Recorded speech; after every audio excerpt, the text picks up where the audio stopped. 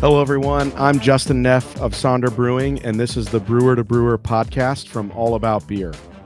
My guest today is Brady Duncan of Mad Tree Brewery, and he's here for a conversation that goes beyond the brew house and into topics that matter to brewing professionals and curious beer drinkers.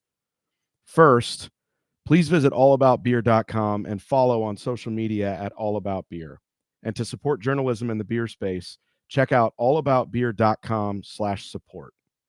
We'll get into the conversation in just a moment, but first, this message. Malteurop Malting Company is proud to introduce the new Malteurop, grown and malted in Mexico. At Malteurop, they're proud to be growing and producing malt in Mexico.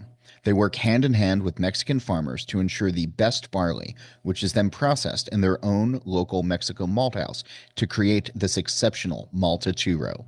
This product is a superior quality two-row base malt and provides consistent quality designed to satisfy your desire to brew a true Mexican lager.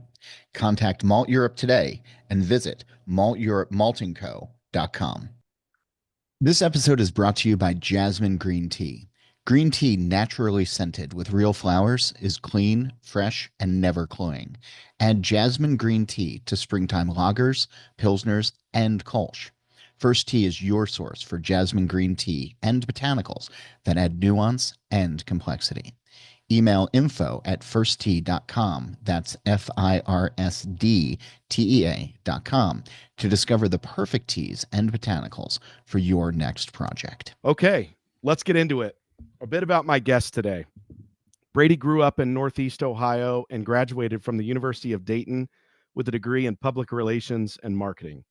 Passionate to discover the beautiful South or follow his wife's career, he worked in sales for 2 years before going back to school for his MBA at the University of Alabama.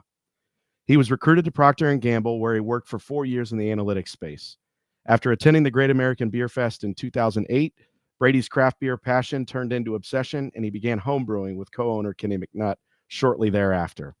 Mad Tree was founded in 2013 with a vision to build a sustainable, purpose-driven company our kids are proud of.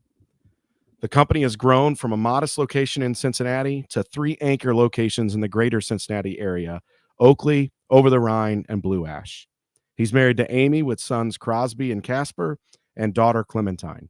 He continues to follow his passions to build community, create and record music, fly fish, and travel across this beautiful country. Brady, welcome to the show, brother. Thank you for having me. Honored to be called up on the roster and join you. Yeah, it should be a fun day. I get the honor and privilege of not only being friends with you, but having known you now for nearly a decade, I guess at this point. And now I get to sit with you and actually do this podcast with you in your awesome space here, have a beer with you.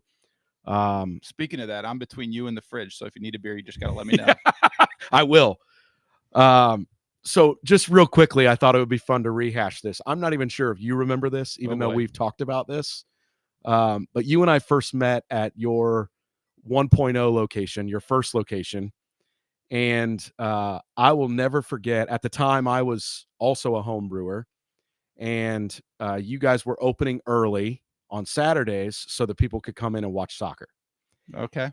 And at the time, I think I got there at 9 a.m. or something like that. And my family was going away for the day, and Mad Tree was the place where we always got our beers. Yeah. And you were sitting at the bar. I was coming in to fill some growlers. You were sitting at the bar. And again, it's 9 a.m, and you had next to you a bottle of Cigar City Hunapu. And I had recently traded for a similar beer. This was back in the beer trading days.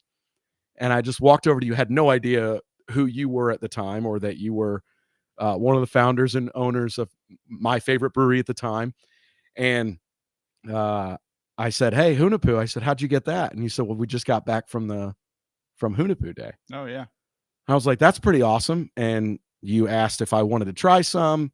I said, "Sure." You poured it. After about 15 minutes of us having this conversation, you said, "Are you going to have a beer here?" And I was like, "Well, sure." So you asked the bartender to buy me you bought a beer for me, sat down, and at that time had no idea that I would later move on to starting Sonder and having a brewery here. But every time I saw you after that at the brewery at your place, you remembered my name and talked to me just like I was your buddy. And for me, that always mattered. That was really cool that uh, you, as an owner of this place and a founder of what would become a staple in our community, the fact that you lended your time and shared it with me and shared beverages with me, which is why I would then later ask you to be a mentor to me and advise me in starting my business. And you were so gracious with that. So I think I own a little bit of Sonder, right? Is that true? yeah, No. yeah, absolutely. Oh, I appreciate you sharing that story. Yeah. Yeah. So it was, I just wanted to kick that off because hopefully as people are listening to this, they hear a genuine friendship and an honest conversation. And that's kind of the genesis of it. Yeah. Appreciate that. So let's just start. Who were you supporting that day? Did you have a team back in I those days? I didn't. No. Okay. All right. No. I still am not really a big soccer guy. All right. I love FC Cincinnati. That has launched me into Yeah. fandom of soccer. But All right, fair. yeah, at that point I was just coming in to get beer and you guys were the only place open. You know who was also on that trip at the time was Brian and Caleb. And really, we hung out with them a decent amount on that Hunapoo trip. More mutual friends of ours. Yeah. And they just opened a brewery up north in Mason, what, a year ago? Yeah, just ago? a little bit less than that. Yeah. Good friends of ours as well. Yeah. So let's just jump right in. Why beer? So more specifically, what was it about beer that made you want to take this entrepreneurial leap out of corporate America into starting your own business? Yeah, well, I mean, I always have my real answer and my irreverent answer. The irreverent answer is I drank copious amounts of cheap beer when I was younger, so I was atoning for my mistakes by drinking copious amounts of good beer. Why not turn a passion into a career, a profession? I think the big thing though, kind of like the bio mentioned, I went out to Great American Beer Fest and kind of saw the culture. My wife lived out there for a year when she was doing her postdoc. And then I met my partner, Kenny, and Jeff, who's no longer with the business. And we were traveling up to Michigan. They went out to San Diego, going to places like Asheville, Portland, and just seeing this craft beer culture that was just so damn cool. And I didn't feel like we had it here in Cincinnati. And we have a really cool, right, German beer history here that I love and respect. And I think is amazing. To be honest, I didn't necessarily identify with that. I wasn't against it. It's fun. We have several festivals here that celebrate that. And one of our locations is in the oldest German beer hall in the city. So we certainly embrace that. But it was just seeing how these little breweries were just building community in all of their towns and how people were rallying around it. And that was just extremely motivating for us. And I think it's like kind of joke for me. It was like playing with Legos when I was a kid as it relates to building the business and building beers. It's just like test and learn and figure this stuff out. And that was a lot of fun. And even when I was at Procter & Gamble, we used to homebrew every Friday. I would leave work at like 2:00. I go to Listerman Homebrewing Supplies, now our brewery as well. And just they would give me bulk grain and hops, and I'd start brewing at like 2:30 on a Friday, and Jeff and Kenny would come over when they got off work, and that's pretty much what we did every weekend for a few years. So it's a lot of fun. Are you still I know the answer to this question, but just for shits and giggles for the podcast. Hell no. I used to get that question all the time. You still homebrew? I'm like, I can't think of anything I'd rather not do with my time. You and me both, brother. So you kind of just phased right into what my next question was going to be, because you use the word community. Yeah. And everybody talks about wanting to be a part of the community, right? If you have a passion for that and a heart for that, everybody has a desire to do that. Yep. But you guys did it, and you guys did it quickly. How were you so able to quickly and effectively achieve being a staple in this community? And I mean that both literally, right, from being in your backyard and being a part of your community, and then figuratively to the craft beer community. You guys quickly became a staple in both of those communities. What do you attribute that to? Yeah, it's a good question. I don't really know the answer, but I've got theories. I think one, I want to be real clear. I actually heard DH say this when he was interviewed. We were lucky. Like, I want to be really open and honest about that. We hit at the right time. We opened in 2013. The craft beer craze was starting to happen in the big cities. Cincinnati, like most people say, is 5 to 10 years behind. And Cincinnati, I think, really probably hit its peak more like 17, maybe 16, 17. At the time there were only 8-ish craft breweries. They were all fairly small. Tap rooms weren't really a thing. Taproom wasn't in our original plan. It was going to be a distribution business. And then kind of the laws had changed and it became cheaper to do tap rooms. And we had the space in the building we were in. So we're like, fuck it, let's do a tap room. I think there's a lot behind that. I think we were pretty committed to the plan. I even think about when you would first go to our tap room back in the days. Here's where the beers, there's 5 beers on tap. And a lot of these beers we still make to this day. It was a super hopped up 6% amber. It was a very hopped up West Coast IPA. It was a black IPA. It was a 10% Russian Imperial Stout. And which one am I missing? Oh, and then a hopped up brown. Yeah. So it was kind of like, we were kind of bold about like, we're going to make these big aggressive beers that we like to drink. And we were into like, like Sublimely Self-Righteous by Stone is still like one of my favorite beers. So we were kind of making these like big, bold, aggressive beers. And I think we stood by it. And then we got lucky too. Kroger came on board like early. They were pulling beer in. We got into the Reds stadium. The guy with the Reds came and tasted our fermenting batch of Psychopathy. It was like our second batch. And he was like, this is good. I'm like, bullshit. It's still fermenting. But I was like, whatever. He's still a friend to this day, by the way. He doesn't work for the Reds anymore. But he got us into the stadium, and then people started this little hashtag Mad Tree in my stadium, which was super cool. And the cans were gross. I could go back and look at the picture. Like, just the design was gross. The beer was good. Don't get me wrong, but Psychopathy's gotten a lot better. You guys have come a long way. Yeah, sounds like it was bitter, like really bitter. And I like hopped up beers, but man, holy shit. But that, at the time, you talk about doing something different or being bold. At the time, when you think about what you mentioned, 8 breweries for even a couple of years after you opened, right? Yeah. And then to your point on the peak, it kind of all boomed close to the time that we opened in 2018. But what you guys were doing was so different than the craft beer that was in Cincinnati at the time, right? When you think of some of those legacy beers and those legacy brands, albeit craft beer, what you guys brought to the table was wildly different than what most craft beer consumers we started doing drinking. barrel-aged stuff. We were doing high series beers. We were the first in Ohio to put our beer in cans. I remember I was doing one of the first tastings I ever did was out at Jungle Gyms. So for listeners, Jungle Gyms they have 2 locations outside of Cincinnati, and they are just absolute zoos of, how do you describe them? Just grocery stores, but on. People will literally travel in from Indiana and Kentucky and other places, Michigan, just to go to Jungle Gyms. It's an experience. It's not a grocery store. That's not even. It's like the Buc-ee's of grocery stores. They have a room dedicated just to hot sauce. Yeah, insane.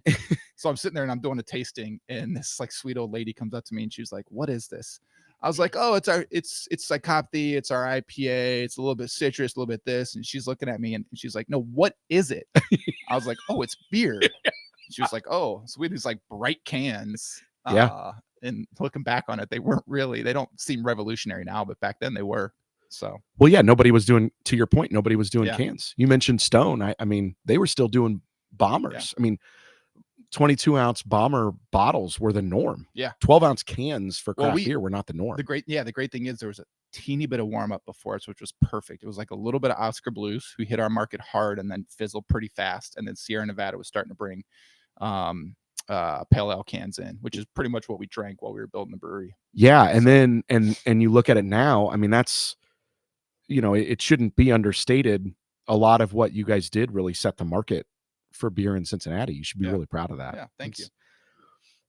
On that note, you're always quick to offer help or guidance within the craft beer community. In today's world where craft beer has changed so much, do you ever find yourself questioning those relationships or what you feel comfortable sharing with folks? Yeah, that's a great question. Because, in full disclosure to people listening, my business plan, I drew up my business plan in 2016. The bank tells me I need an advisory board. I'm like, sure, I have all these connections from consumer packaged goods and other things. And they're like, no, you need somebody in beer. And at that time, everybody was willing to share, right? Or at least to some degree, most people were. But you were my first call, and you made the same joke then that you made now. I was like, well, how much ownership do I get? Well, I know I figured I had like 1 or 2%. And Justin's like, how about coming on a podcast? And I'm like, that's the trade. Come on the podcast instead of get my 1 or 2%. You can thank John Hall for that. No, it's different today, Yeah. right? Yeah. And I'm just curious if you find yourself molding to what is different, or if you still have kind of that. I know you still have the same heart, but are the conversations the same? Yeah, it's really interesting. Yeah, I think with I'll say this. I'm not nearly as connected to the beer industry as I probably used to be. And I'm personally okay with that. To be frank, like the lifestyle that I lived for 7-ish years was hard. It's the lifestyle that everyone kind of opening a brewery does for 5 to 7 years. You're doing beer fests and this and that, and you're always at your brewery, and you're not being smart on your body, and you're not drinking, and you're not mixing in non-alcoholic beers, all the things that I do now. So I'm not nearly as tied into the community now. Like I haven't been to a beer fest in a while. But I think the people I'm still tight with, absolutely, like still, I'm still extremely open. And I'm pretty open to new people, like I'll tell you, like there's a guy opening a brewery in Cincinnati that I know fairly well. And, he kind of asked me about advice to his plan. I was like, you need a kitchen, like straight Yep. up, like you need a kitchen. So, Yep. I'm not saying places can't do well without a kitchen, but that integrated experience and the ability to consistently bring people in and not just overload your bar for 2 hours every single day or get like a little pop on a Saturday afternoon, I think is really, really important. So, I mean, I think about beer very differently. Like Me too. I'll just say it, right. I'm much more on the business expansion side and then the nurturing side of what we're doing. I still dabble in the creativity because I can't help it. It is what like fuels me. But my relationship with the industry, with our company, has definitely changed. Well, and we'll get into more of this in a little bit, but I think that lends itself to the Mad Tree brand as well. The Mad Tree brand expands beyond just being a craft brewery. Your brand is a lifestyle brand as well as a brewery. So I think that makes a ton of sense. But on that note, are you still, so you mentioned the creative space, right? And I know you as that person as well. Are you still thinking about ways to make craft beer collaborative like it once was? Or are you content with kind of taking more of this side approach like you mentioned? Yeah, I think yes to collaboration. I just probably think about it a little bit differently. Like our collaboration now, I mean, so we just opened our 3rd location a month-ish ago up in Blue Ash, which is a great suburb north of Cincinnati. The collaboration that we have with the parks department there and the city of Blue Ash and all the local businesses around there has been like unbelievable. So as I think about like collaboration, or when we opened our 2nd location down in over the Rhine, and 3CDC, who does a lot of development down there, is our landlord. The collaboration we had with them, we were even talking to another restaurant group at the time about how do we kind of do this together, which obviously would have presented some issues as it comes to 3-tier and all those laws, but we never moved forward with it. But so I probably think about collaboration a little bit differently. Or we're having conversations right now, like we're not in the I call it faux THC. We're not in the hemp THC game. I think we probably are going to get into it. But it's honestly, there's so many people that have done so much great work in this space, and I think about it more as like our brand's called Mad Tree. We have a lot of plants and flowers and all kinds of things in our brand.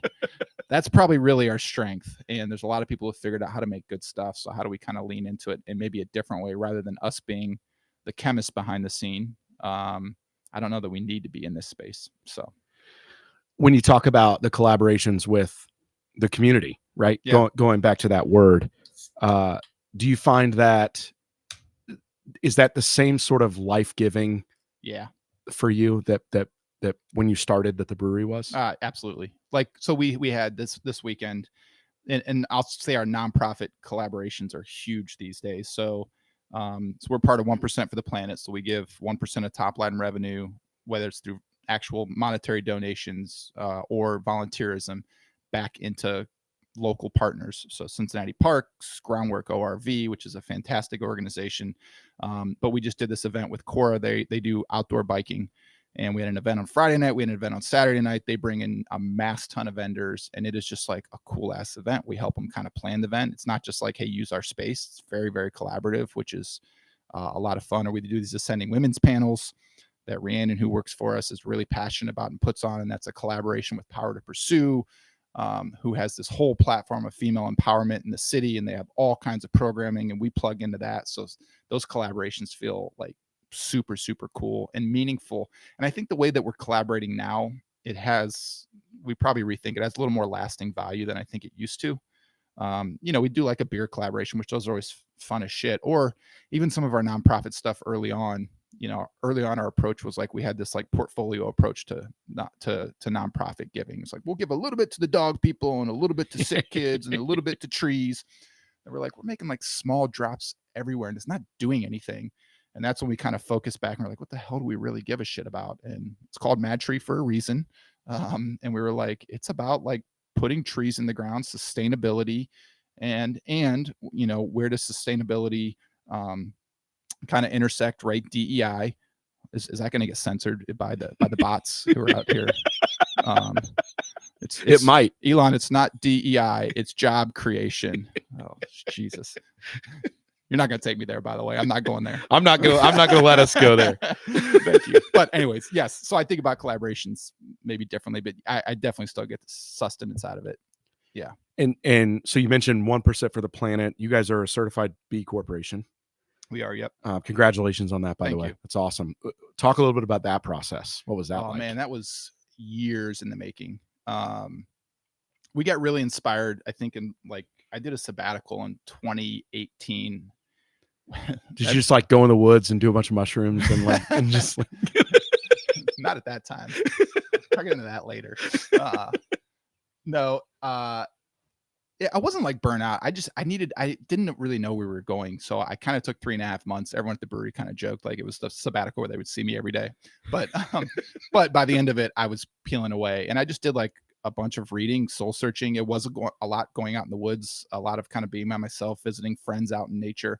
And that's kind of where we and I got really inspired by Patagonia, reading Yvon Chouinard books, Let My People Go Surfing. And he's got a book called Some Stories, which I love.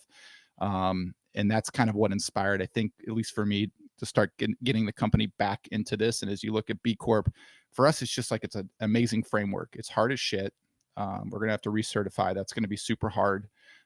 You have to change, right, operating agreements, and depending on how you approach it, and there's certain ways to get points, and you kind of gamify it a bit. But I mean, it's meant to be a great guardrails for how you kind of can set up a business to give back. It's less about giving back, more just like operating as a sustainable, responsible business. Absolutely. So, yeah. Is that something, were you always that dude, or has that changed? I think to be frank, I think I've always been that. I think the first 5 years of Mad Tree, I don't want to say I lost it, but we were just holding on to the reins, and I like to have fun. Absolutely. I'm irreverent. I like to be creative. So, I mean, this is the tree side of Mad Tree, right? Yeah. It's the nurturing, it's the taking care of community. And my brain is constantly wrestling between creative, let's go, let's light shit on fire, not trees, of course, or let's plant trees. So yeah. Is Kenny in that same boat, or is this kind of a yin and yang situation? No, I mean, Kenny's love of just community in general runs super, super deep. I mean, he's, even to this day, if you show up at our bars, you're more likely to see Kenny sitting there having a beer than you are me these days. So I would say he certainly has a bent towards sustainability, and now that he has young kids, getting out in nature with his kids and that kind of stuff. But I think his love is community broader, because that's kind of how we started. I mean, I started the business. I met him through this Wednesday Beer of the Week club that, 15 mostly dudes would show up. We'd all bring different 6-packs, and we just kind of share beers. And this is back in 2010-ish, 11, kind of 2010 through 2012 until we opened the brewery. And that's really how I kind of met Jeff and Kenny. So, Okay. yeah. But it was around beer as the center part of that community. Yeah, absolutely. I think that's what, DH and I talked a lot about this in our conversation, is that's what, Can't wait to listen. yeah, hopefully it was entertaining. I think that's for a lot of us that, and again, you and he both your businesses were about 5 years ahead of us. But even when Sonder opened, if you're kind of what we would probably call like the OG craft beer guys, right? Yep. There was something about this idea of beer kind of being the natural conduit for all of us connecting. Yeah. But even though a lot of people within beer have all of these different passions, you could always come back to having a beer. Yeah. Right. And you could always find something to connect with over a beer. Yeah. And I think that's the cool thing that craft beer has done is I don't know what the right word to use is. It's an amplification of a neighborhood bar. It kind of serves a lot of times similar purpose. And you can feel it when you walk into the breweries that are doing it right. I can feel it when I walk into Sonder. Like Thanks, we use the word warm and welcoming at Mad Tree. Like that is when we train new people, we want our space to be warm and welcoming. And you can just kind of feel it. And the weird thing was the way we used to do that back in the day, which doesn't work anymore, to be honest, was very irreverent, right? Our spaces are shitty. We're going to treat you like shit. You only get beer and you're going to like it. But then like once you got kind of through that veil, like everything was good.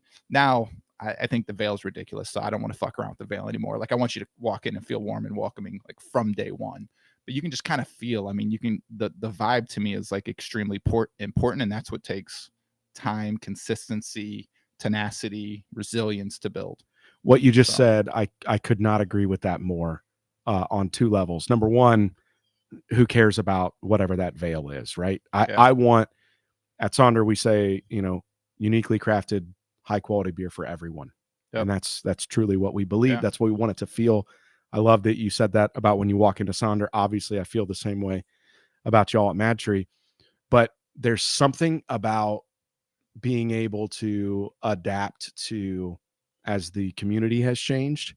Yeah. Whether that's the craft beer community or the community of people that walk in your doors, right? And so to me, I feel like for you guys, what you've done a really good job of is finding where that balance of not losing who you are, but also being inviting to everybody that walks in the door. When I walk into Mad Tree now, it looks different than when I walked into Mad Tree 1.0. Yeah. Right. That's what I call it. I don't know if y'all still do, but no, we'll call it 1.0. Yeah. It's, to your point, it was very, in the 2013, 14, 15 days, it was, piece it together and if you build it, they will come. Right. Yeah. And now you have to, it can't feel disingenuous when you walk into a place. Yeah.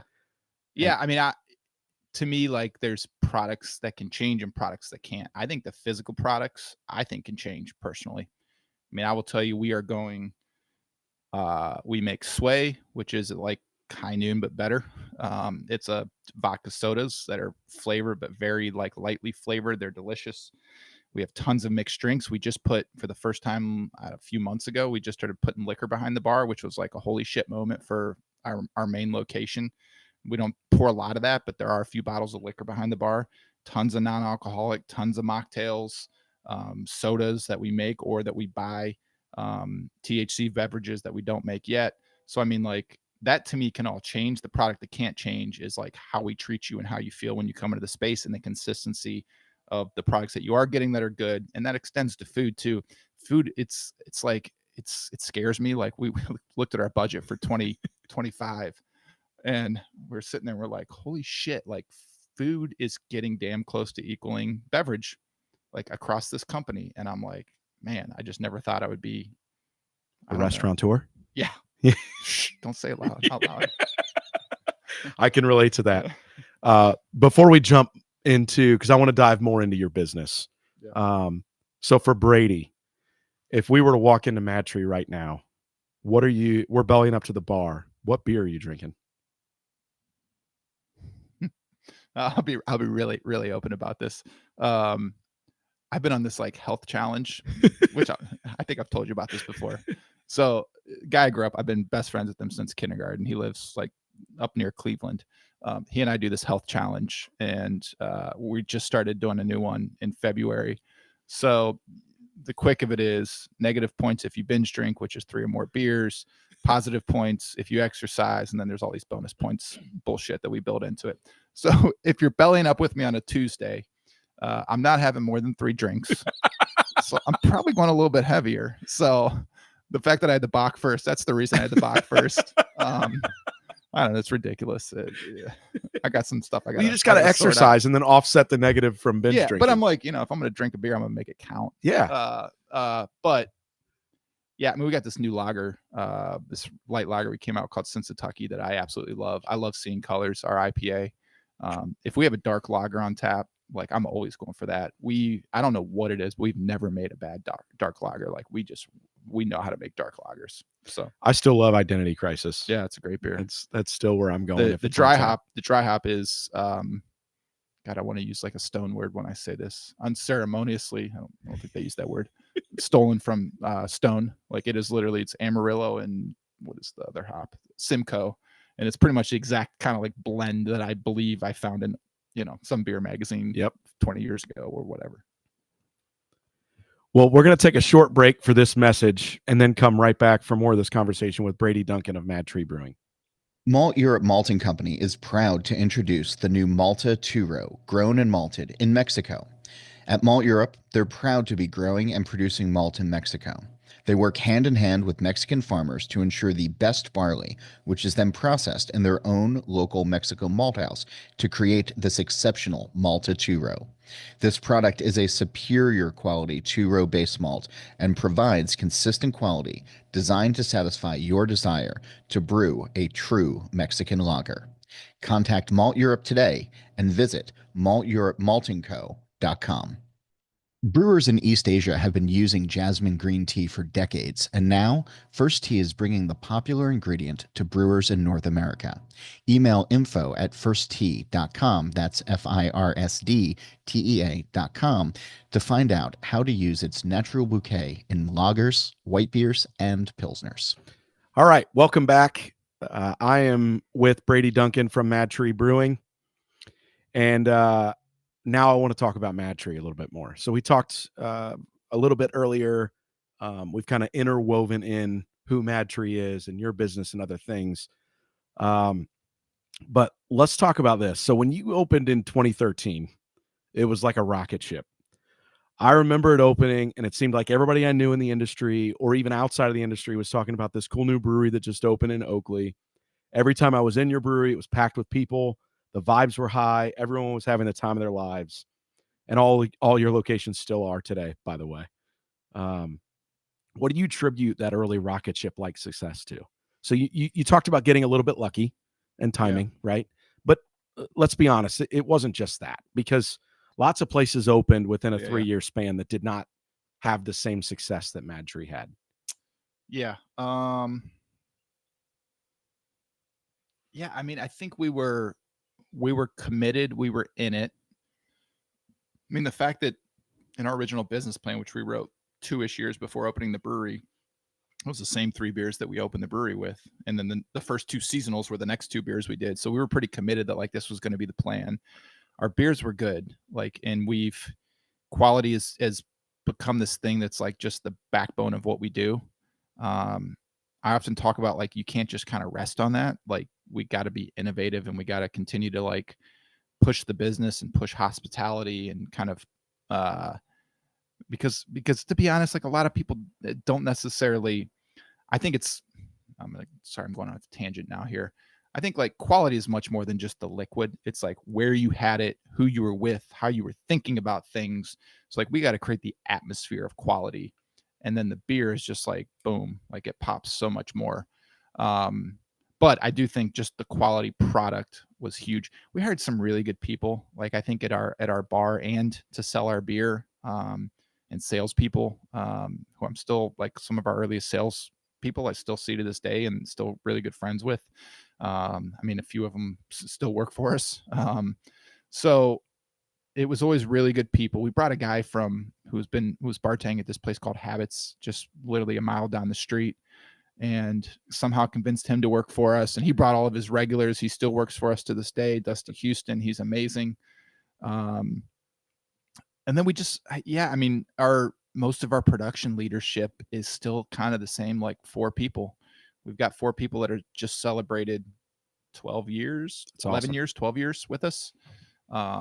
And that's pretty damn special. One of the guys led the charge to basically deliver Parks and Rec, which is crazy. He's kind of done everything in the brewery. And now he's kind of the capital projects manager / maintenance manager. And Parks and Rec was his baby. So I think we brought a lot of good people in. I don't think we really compromised on values. We had a lot of collaborations. We do things like hop-up dinners where we invite like great local chefs to come in and, have the ability to kind of sell to people. That's awesome. Yeah. We hustled. I mean, there's no doubt about it. So, I mean, it was, I'll be honest. Like my son's first 5 or 6 years of life was a bit of a blur to me. Yeah. Like, so yeah. I can relate to that. And I have, I don't know if regret's the right word, but yeah, when we started the business, my son was born 5 months prior to us opening. Literally same exact for me. My son was 5 months old when we opened the brewery. Yeah, same. And it's not that I don't have regret, because the life we have now, or hopefully we'll have, and the legacy that the brewery leaves for the children, and they love it. They love being a part of it. But there are times where I don't necessarily look back on all of those things fondly as we were starting, because of some of that personal time that I missed. Same feelings. Absolutely. So you said something, you talked about the quality, which is one of our core values as well. Yeah. And I think that the quality used to matter less than it does today. Interesting. And so my take on this is, for a long time, it was just really cool to go to the source. It was really cool to go to the place where I knew this beer was made right there. Yeah. And I don't know that it mattered less, or that there was less of a measuring stick, because there weren't 9,000 breweries in the country. Yep. And so I don't know that people knew, rightfully, right or wrong, knew really good beer or really bad beer. Yep. And I think now you're hammered with it, right? You walk into Kroger, and there's 60 different craft beers you can buy. Yep. Let alone go into a place like a Jungle Gems or an Arrow Wine and Spirits, or name it, Benny's in Chicago, right? Yep. You name it here, and people are overwhelmed with choices. And so now, I even have people that I talk to or know that they're like, look, I buy Eagle Light because I know it's going to taste the same every time, or I buy You Betcha or Psychopathy or whatever, because I know it's going to be good, and I don't want to try something new and not like it, right? Yep. And now, because there are so many options, I think the quality of the beer matters more, but on top of that, I think the quality of the experience matters more. Yeah, I would agree with that. I'll tell you, like, the beer shopper that I am, I will try different beers, but like, I'm an adventurous beer drinker, and I'll almost never just pick up like a random 6-pack anymore. Like, if I'm going to the beer store, I'm like, all right, I'm going to grab my bourbon, and then probably a non-alcoholic beer that I like to mix in. And then it might be like, shit, there's a 12-pack of Sierra Pale cans. Cool. I'm going to grab that. So yeah, I think people want what they trust. And when you have such a proliferation of stuff on the shelf, and I think, we're lucky as Mad Tree, but you guys too, to an extent, that's like, we were kind of here and established before it was so proliferated. Agreed. So we've got a little bit of a advantage there, I think. I completely agree with that. And my patterns are similar as well. So Mad Tree's always been incredible at finding ways to stay relevant. You lead within the industry, you pivot when necessary. God, these are such good lead-up questions. Well, you're doing a pretty good job of leading me. Your answers are leading me right here. But you guys always stay true to who you are as a company, as a brand, and I mentioned that.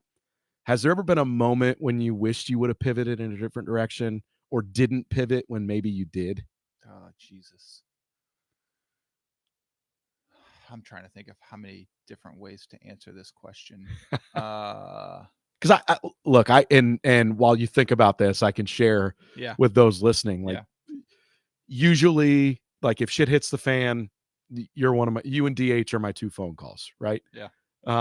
And I know we've shared a lot of these same different things. Like, hey, have you dealt with this? Yep, sure have. What are you doing about it? Right. And I like to think that most of the time I make the appropriate decision, or that we as a company make the appropriate decision. But I think if we're honest with ourselves, there's times where I'm like, maybe could have done that a little bit differently. Yeah, mine probably goes to, it's almost always employees. Yep. I love the Brene Brown quote, "Clarity is kindness." And my partner Kenny and I did not do a good job of that through the growth years, and when we were kind of the ones managing everything. Especially in the first few years, you're just blazing, and it's kind of like you just bring employees in, you personally like them, and you're like, let's go, we're having fun, this is fun, we're hanging out, are you my friend or my employee? And I think like we have 2 VPs in place now, and it's taken them a little bit to get there, honestly probably faster than what it should have been, and how they are driving clarity within their teams and setting expectations. I can just see it with like new employees, and employees kind of know what's expected. One of my favorite things is when an employee leaves us, or we exit an employee when the relationship is still good. Mm-hmm. Like it kind of tells me like we're doing the right thing as a company. And there's a lot of employer relationships out there that are not still good with MadTree, and I hate that. Some of them I can sleep well at night, like, and it's not that I'm placing blame on them versus me, but I know that like we did kind of the right thing. We had hard conversations, we had it early and often, and there's a lot of employees that I can't say that about, and that's probably the thing that I wish we would have become a little more of a professionally managed organization early on, because we were really just going off fumes and vibes and good times, and that's fun and that's great. But you know, people burning at both ends, and a lot of that was tough, and I still struggle with that a bit. So that probably be my biggest thing is I just wish we would have gotten ahead of it a little bit. And I think when we were growing, I wish we would have been kind of thinking what's next, because I think, you know, once the growth started to I don't call it plateau, but because we will have probably our best year ever, on at least from a few angles, not all angles. But once, you know, 2018, we're like, holy shit, distribution's drying up a little bit in Cleveland and Columbus, and we're not on this holy shit curve where I thought we were going. I don't think we were really ready for that. We were kind of just riding it, and we probably should have been like, when the shit was going well in 16, we should have been like, okay, so where are we going, as opposed to just riding. So, yeah. You talked a lot about the people, and you talked about your VPs in place. How do you identify those leaders early on? Like, what are some of those things you look for in your team? I'll say the biggest thing with the 2 people, Justin and Rhiannon, we have right now, that was like a mind-blowing moment to me is, and there's other employees in the company who do this, so I'm not just saying the 2 of them, but they absolutely do not manage complexity up. And I think as you're growing and you become so used to just problem solving, you are training employees to just bring problems to you and you solve them. And what they started doing was kind of like, don't fucking bother Brady and Kenny. We can deal with this issue. And first it was really uncomfortable for me, to be really honest. Yeah. And as I started getting more used to it, it was kind of like, then the conversation was, here's what we're doing. Tell me if you don't like this route, but this is what we kind of decided. And I'm like, holy shit, the freedom of this is insane. And I am not an operator. Kenny's not an operator. He's better at it than I am, to be really clear. So I mean, I like to chase shiny things. I like to move over here. I like to be creative. I like to pop in. I like to pop out. That's not good for a company who's trying to consistently grow and put principles and procedures and processes in place. So having people that do that has been holy shit freeing. It's been really good for the company too, because things stick now, you know. Yep. I mean, Rhiannon, who's building our whole impact program and a lot of the sustainability stuff, the relationships that she's built in this market are incredible. And the relationships that I wouldn't have invested in. I'd have been like, oh, hey, I'll take you out to lunch. I'm not going to talk to you about business, but then I'm going to shoot you an email right after, or I'm going to come right back to you and be like, okay, can I get beer in your place? And it's like, she builds relationships for like 3 years, then she makes the ask. Yeah. I'm like, 30 minutes, I'm ready for the ask. Yeah. So.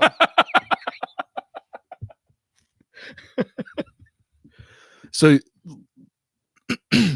you recently opened your third location, Parks and Rec. You've talked about it a few times. Congratulations, by the way. Thank you. It's beautiful. Thanks. It's really cool because for that location, from my perspective, it feels like Mad Tree, but it feels like a different Mad Tree. Yeah. Right. It still Yeah. feels like Mad Tree. Like you walk in and you know it is. Yeah. But it feels like it's a different. You filled a need there, right? Yeah. Which is what we're all trying to do in business. So, congratulations. But thank you. you've also, something I've been fascinated listening to you talk about, and you and I share this, is your creativity. Your creative side is always looking for what's the next opportunity to grow, and what need can we fill, and how do we do that. How do you and Kenny identify those growth opportunities? I wish I could say it was a little more structured. It is so we have a few premises right now. We believe we need to continue. We don't even use the word hospitality, because we've now redefined hospitality as just kind of like what the whole company does, including like sales. So we've actually started not calling our own premises hospitality. That's now food and bev. Even though beverage is also distribution, but our own spaces are where we want to continue to invest in. We believe, and this is the first kind of, second test, but this one's different because Alcove and Oakley are so different. Alcove is the place downtown. Oakley is the place still in the city, but 10-15 minute drive north. We're really testing between Parks and Rec and Oakley, which is another 15 minutes north. If there's like cannibalization, can you open these spaces? Our belief is that you kind of stay in your neighborhood in Cincinnati. And I think we're seeing that so far. Like there's no evidence that I'm seeing cannibalization. We're only a month in. So I'm kind of the belief that like, if the concepts are good, and I do think we want to come up with more concepts. There's things that will kind of not change, but things that will. I think we can open more concepts around Cincinnati. So that's kind of the focus right now. I'm just looking in different communities. It's like, where is a community that feels like they want something like this, and that we can have fun with. I can't stop myself on the new product development side. It's what I'm really like passionate about at I don't know how good I am at it, but I just really love it. I would say there's a pretty large brewery in Cincinnati that would say you're pretty good at it. Matt Tree would say I'm good at it. Ryan guys might say good ideas. They don't execute them like we do, and they're right. I would say it's fair to say not a lot of people execute things like Ryan Geist does. No, from a distribution sales perspective, it's really impressive. Yeah.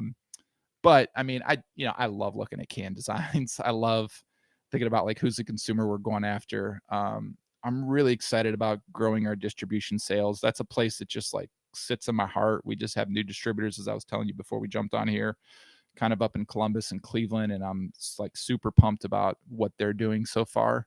And I want to continue to like feed that and invest in that, because I do think, we're not going to be huge in Cleveland or even Columbus, but I do think our brand has the right to travel Absolutely better than it does now. And for those of you listening, we were much larger in Cleveland and Columbus 4-ish years ago. We made a distribution change. I'm not blaming it on the distributor fully. no, it's both of us, just to be really clear. But we lost a lot of ground up there, and rightfully so. There's a retraction, right? You're just, regional brands are not holding shelf space at chain or convenience like they used to. I mean, it's going to be a few big national players, macro, and the local guys. Yep. So, and we're seeing that locally here. Yeah. IRI recently released a study that showed that the consumer tree 5 years ago, when they were purchasing craft beer 5 years ago, the first thing they looked at was local. Yeah. So the first decision they made when they walked into a grocery store or a bottle shop or whatever it was, the first decision they made was whether or not they were going to buy local. Yeah. Today, that decision is whether or not they've had it, which is really interesting to me. Yeah. So the consumer trends are changing. Yep. That's exactly right. Yeah. So this one might be, I'm guessing, a little maybe sensitive to listeners. Let's do it. Let's talk about Sway. Yeah. So you guys made the decision as a well-known craft brewery in not just Cincinnati, I will say the region. Yep. That hey, we're gonna dip our toes, and then we're not just going to dip our toes. We're gonna skinny dip into this lake, man. Yep. And you launched your brand, which is better than High Noon. I will attest to that. Yeah. Thank you. But it's that same consumer, right? It's the Yeah. it's the vodka soda consumer. It's the consumer that we're now learning is also a beer consumer. I mean, that consumer is crossing over. I'll go on like these trips with my buddies, and they're going out crushing High Noons a few years ago, and I'm like, oh, like it would like slap me in the face. I was Yeah. like, oh, like I own a brewery, right? yeah. It's like you guys used to slap me in the face by like buying Coors Light, Yeah. and I'm like, I'm bringing my lager, and they're like, it's too much flavor, and I'm like, it's different than Coors Light. You're absolutely right. and now we're all trying to make flavorless lagers. Yeah, that's right. That's right. It's all cyclical, man. yeah. It all comes back. But yeah, I mean, just like to watch like what White Claw kind of, and I don't even want to say they started it, right? This was really just reimagined FMBs, repackaged. But to watch that craze was like, holy shit. And I was pretty against it for a long time. So that was going to be my question was how was the genesis of this? Was it pushing and pulling? Was it, hey, we're all in day one? Was it, let's do it to keep thriving? Like, I'm just curious about that because in full transparency, we have the same conversations, right? Yeah. We don't exactly have the same capacity or makeup to be able to do some of the things that y'all do. So it's not quite apples to apples, but Yep. To this point, we have not jumped into that boat. Yep. Let me know, we can make it for you. See, now we're talking. Yeah. But I'm just curious about that with not only you and Kenny, but your Yeah. production team, right? How do you tell your production team of a bunch of brewers who love beer? Oh, I'm not gonna lie, it was not across the company. It was pretty mixed. Like marketing wanted to do it. Sure. Yeah. I wanted to do it. Kenny was on board pretty quick. Parts of the rest of the company were not on board.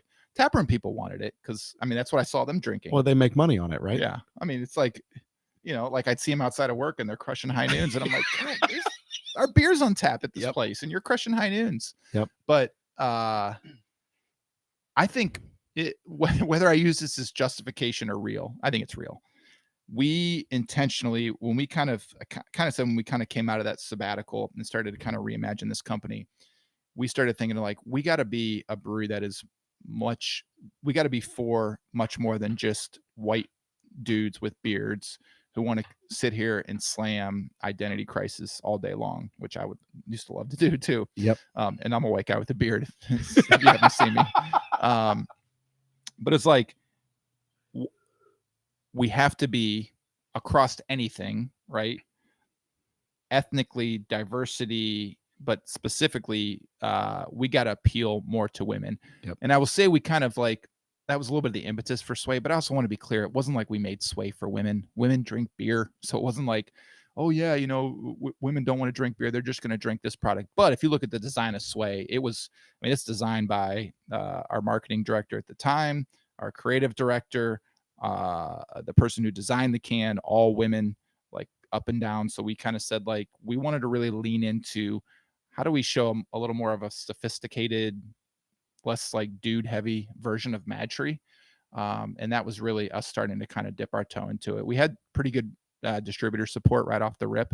It took a little bit to kind of build it. But once again, the quality was great. I think we launched with good flavors. We've learned a ton. We've struck out on stuff left and right. We thought peach was going to be this massive new thing because High Noon did peach, and that's their biggest one. It's not our biggest one. So that was kind of a miss. But it continues to grow, and it's become, I mean, to be frank, it's more than offset the beer declines that we've had. We've been growing distribution now for 3 years. And when we kind of switched distribution networks, we did take a pretty big dip. I still would do it again because our local distributor and the distributor just north of them are great. But Sway has been huge on recapturing a lot of that. So do you see so you also talked about THC, right? Yeah. Do you see the trends of cocktails, spirits, ready to drink spirits and cocktails, THC, all of this? Do you see that continuing to eat into beer, or do you think it levels off at some point? I don't know. I honestly don't.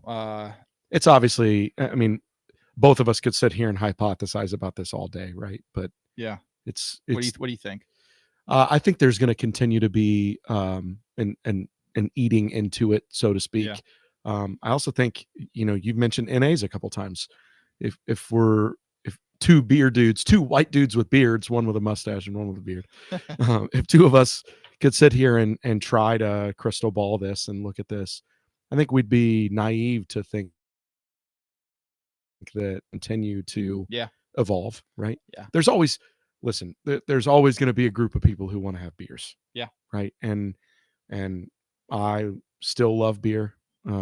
It was what I was passionate about when I started Sonder. It's what you were passionate about when you started Mad Tree. There's always going to be a need for that. But I do believe, and I mentioned this in my conversation with DH, I do believe the best companies in the world, whether they're breweries or consumer packaged goods companies, the best breweries in the world are the ones that figure out how to pivot.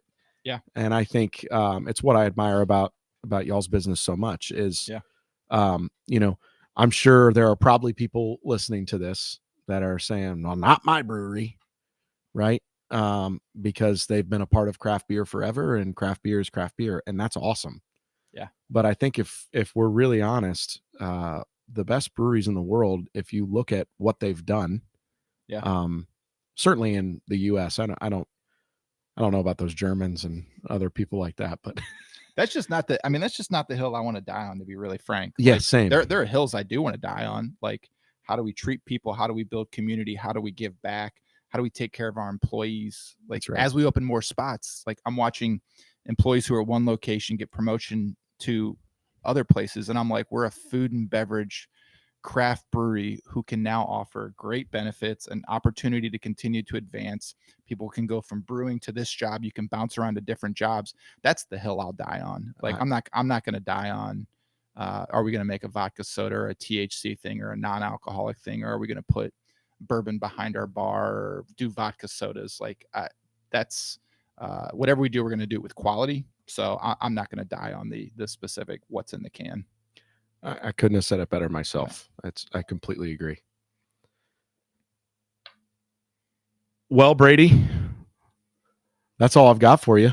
Thanks for joining me with this. It was a ton of fun. Thanks for having me.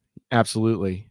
Brady will be back on the next episode of this show as the host, having a conversation with a brewer of his choosing.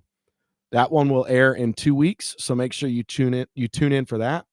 A reminder, visit allaboutbeer.com and follow on social media. To support journalism in the beer space, check out allaboutbeer.com/support. I'm Justin Neff of Sonder Brewing. Thank you for listening to this Brewer to Brewer podcast with Brady Duncan of Mad Tree. Thanks, Justin. Appreciate you having me. This is awesome. Yeah. Heck yeah. First Tee is a proud sponsor of the Brewer to Brewer podcast. First Tee invites you to explore the rich and versatile world of teas and botanicals, including jasmine green tea. Email info@firsttee.com, that's FIRSDTEA.com, for support in choosing the right botanicals and the optimal ways to use them. Malteurop Malting Company is proud to introduce the new Malteurop, grown and malted in Mexico.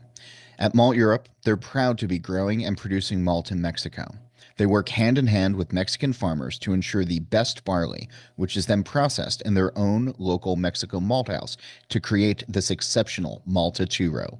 This product is a superior quality two-row base malt and provides consistent quality designed to satisfy your desire to brew a true Mexican lager. Contact Malteurop today and visit malteuropmaltingco.com.